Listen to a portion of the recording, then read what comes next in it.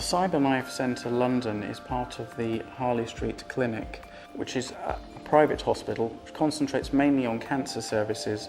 There are only two private radiotherapy facilities within London, which this is the main one. So as well as the CyberKnife unit, we also have two conventional radiotherapy delivery machines as well, and a fully functional chemotherapy day unit and inpatient facilities for cancer patients as well. So it's a fully comprehensive private cancer unit.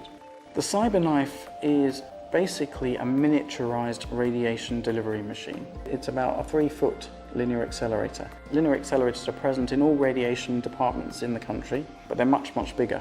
And it's attached to a robotic arm, which has been derived from the arm that BMW have used to create their cars.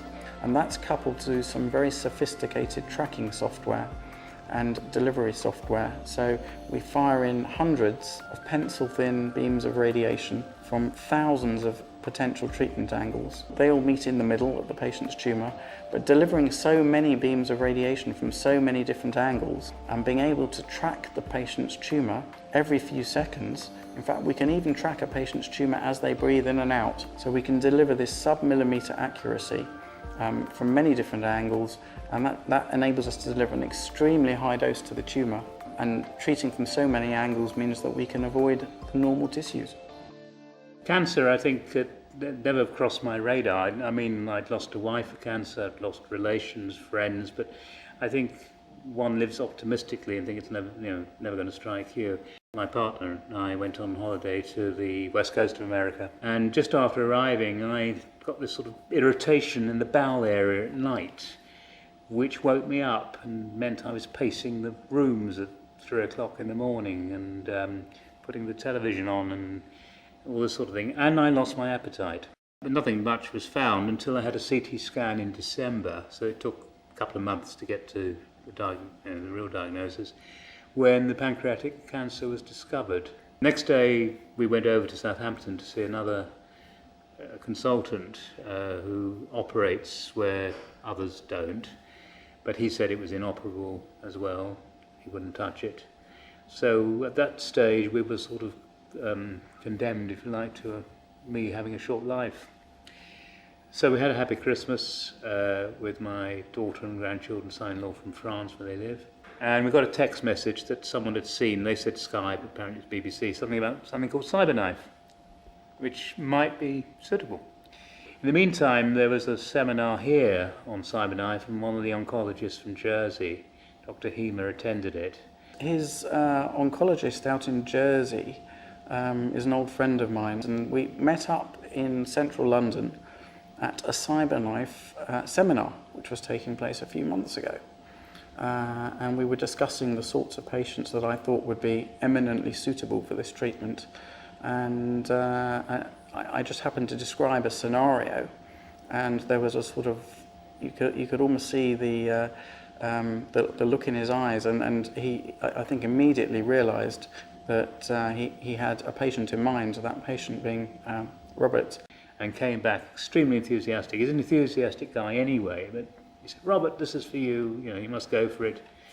I got a very excited phone call the next day when he was in the hospital, looking up the notes, saying, "Yes, absolutely, I really think this could be the way forward for this chap." We have a very set procedure for treating patients here. And I would never make any promises without seeing the details of the case. So we had some email correspondence initially, and then the scans were sent over on a CD.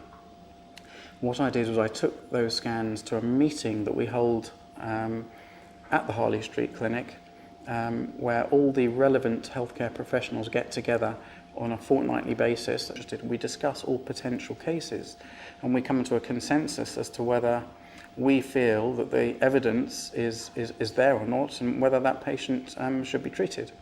So I presented Robert's case, and everybody agreed that he would be very suitable for the treatment. And so he came over, we had a consultation, and I went through the sort of side effects and the various practicalities surrounding the treatment, because it's quite involved.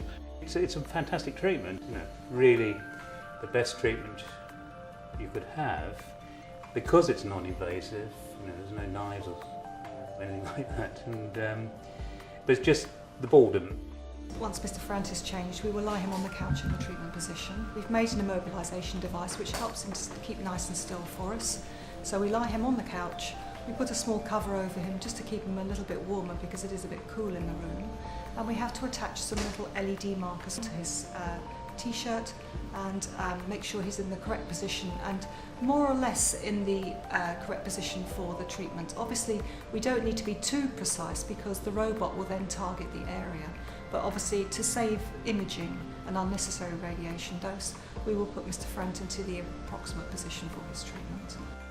Oh, fine, really. I mean, boring and, mind over matter to keep still for over 2 hours, but I feel as good as I did when I went in 2.5 hours ago. I mean, I feel good. We booked a Caribbean cruise at Christmas. Never been on a cruise, never been to the Caribbean, so saw the advert and went for it.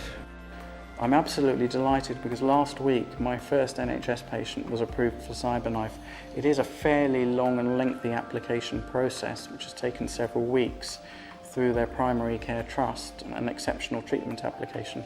But it has been approved, and I'm fairly hopeful that that might set a precedent and that we will be able to treat more NHS patients. Because what I don't want to see is the CyberKnife becoming an exclusive, very expensive treatment tool for patients in the private sector, whereas the public sector patients don't have access to it.